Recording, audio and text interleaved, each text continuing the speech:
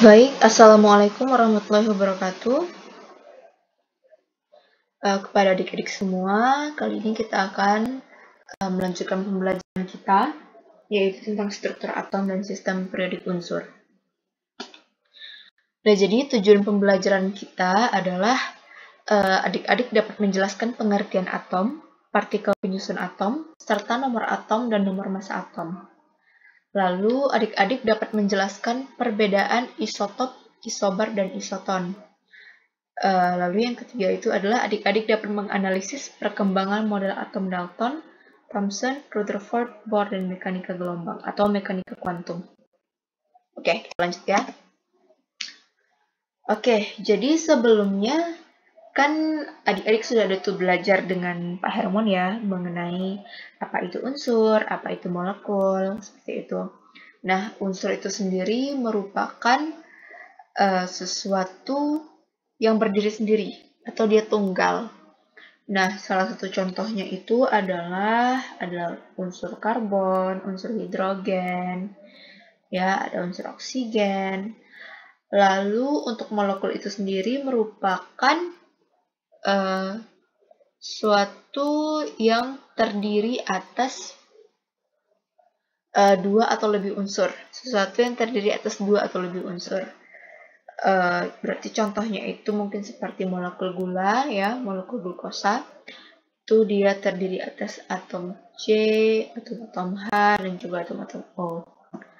Nah, karena tadi kita sudah tahu bahwa partikel penyusun molekul adalah unsur. Nah, bagaimana dengan unsur? Kira-kira apa ya yang menyusun unsur itu sendiri? Nah, jadi adik-adik yang menyusun suatu unsur itu disebut sebagai atom. Nah, sekarang pertanyaannya adalah, apa itu atom? Seperti itu. Nah, kita lihat di gambar berikutnya. Nah, jadi di sini ada sebuah kue ya.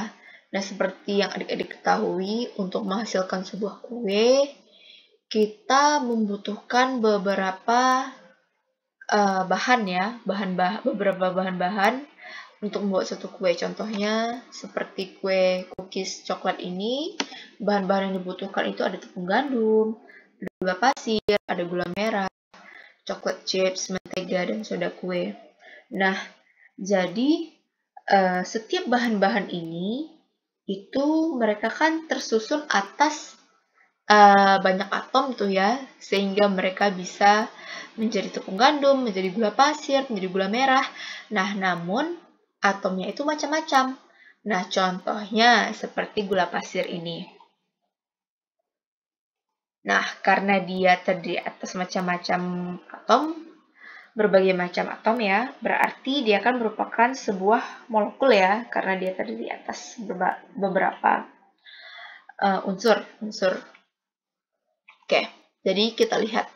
Ternyata gula pasir ini, kalau misalnya kita ambil satu butirnya, itu bisa kita andaikan dia bentuknya seperti ini ya. Nah, molekul gula pasir ini, dia kan tadi karena merupakan sebuah molekul, maka dia tersusun atas beberapa atom. Jadi dia itu tersusun atas ada atom karbon, ada atom oksigen, ada atom hidrogen. Nah, jadi atom-atom inilah yang membentuk gula pasir. Mereka bersusun membentuk molekul gula pasir seperti itu. Nah, jadi setiap atom ini kan di dalam gula pasir ini ada banyak tuh kan. Kayak atom karbon ada banyak. Oksigen juga ada banyak, hidrogen juga ada banyak. Nah, gimana sih kalau misalnya kita lihat yang atom yang benar-benar satu buah atomnya itu gitu. Nah, kita lihat di slide selanjutnya. Nah, jadi perkiraan atom itu, bentuk atom itu adalah seperti ini, adik-adik. Kalau misalnya kita ingin mengetahui ya kira-kira atom itu besarnya sebagaimana gitu. Jadi bisa kita bandingkan dengan rambut kita sendiri. Kalau misalnya adik-adik melihat rambut adik-adik nih ya, terus adik-adik lihat ujung dari rambut adik-adik. Nah, itu kan kita lihat diameter dari rambut kita itu seperti titik ya. Hanya titik, kayak pensil kita bikin titik, ya kayak gitulah diameter rambut. Nah, tapi ternyata ukuran dari atom itu sendiri jauh lebih kecil lagi daripada itu adik-adik. Kenapa? Karena faktanya diameter rambut kita itu lebih panjang 500.000 kali dibandingkan sebuah atom. Nah, berarti kan atom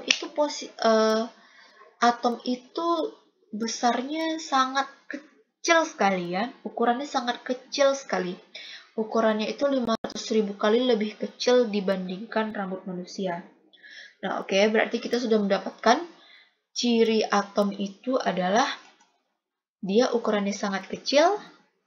Karena dia sangat kecil, maka dia tidak kasat mata, seperti itu. Nah, jadi adik-adik dapat setelah dari yang kakak berikan tadi ciri-cirinya, bahwa atom itu merupakan unsur penyusun, merupakan partikel penyusun suatu unsur, dan juga dia ukurannya sangat kecil. Karena dia sangat kecil, dia tidak kasat mata, maka dapat kita simpulkan pengertian dari atom itu sendiri adalah bagian terkecil dari unsur kimia yang tidak kasat mata. Oke, dapat adik-adik mengerti sampai di sini pengertian dari atom. Yang harus adik-adik ingat adalah atom merupakan bagian terkecil dari unsur kimia yang tidak kasat mata.